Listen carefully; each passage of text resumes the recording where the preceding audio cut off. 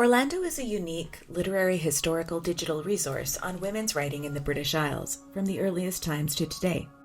This video helps users understand how Orlando's revolutionary encoding of scholarly research can help them forge new pathways through feminist literary history. Orlando is named after Virginia Woolf's 1928 fantasy novel Orlando, a biography, whose poet-protagonist composes her poem The Oak Tree over centuries of gender-bending history.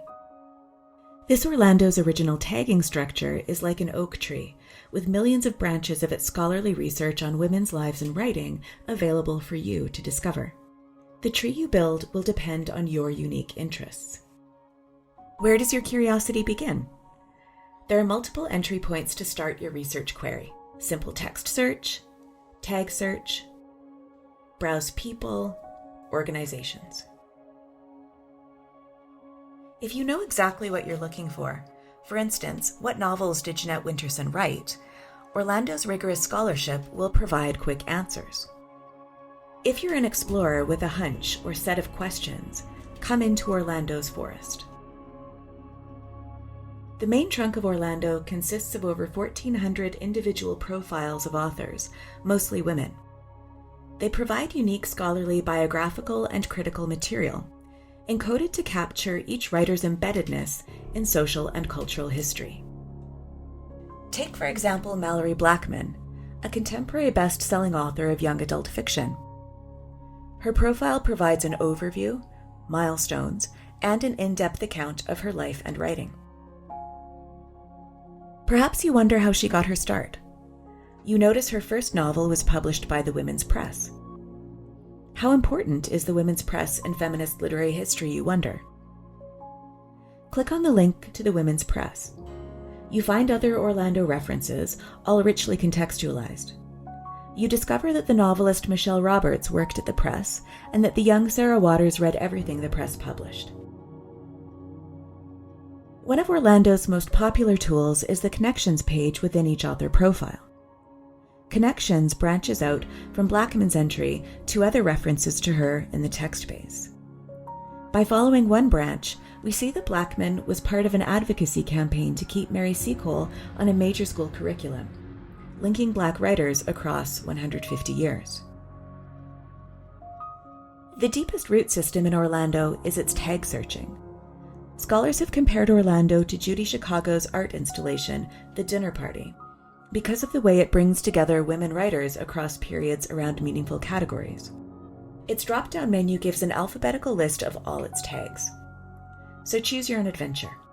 Let's try destruction of work, which refers to incidents in feminist literary history where writing has been intentionally destroyed. We could further refine our search to ask for hits on novel, for instance, within destruction of work, but instead, we'll leave it blank. Some tags can be further narrowed when an attribute appears after you have selected it. In this case, we could choose between incidents where the work was destroyed by the author or by someone else. We're interested in both, so we won't use the attribute.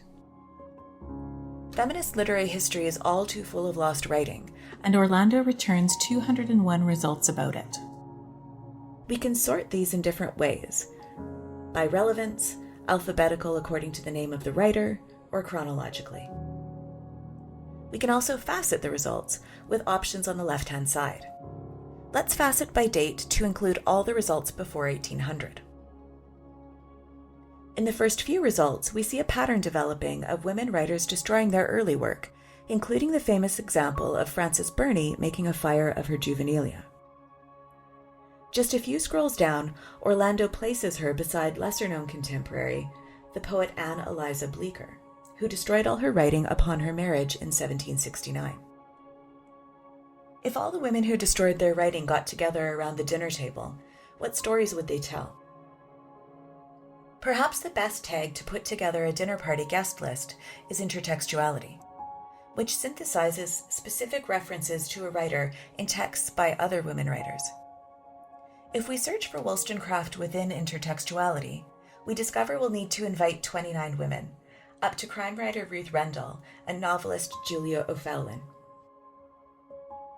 The Browse and Explore pages provide more entry points, including a timeline function which allows users to construct specific chronologies. With a simple date search, we note how the text base rhizomatically combines writers' life events with events from social and political history, including the history of gender, race, and sexuality.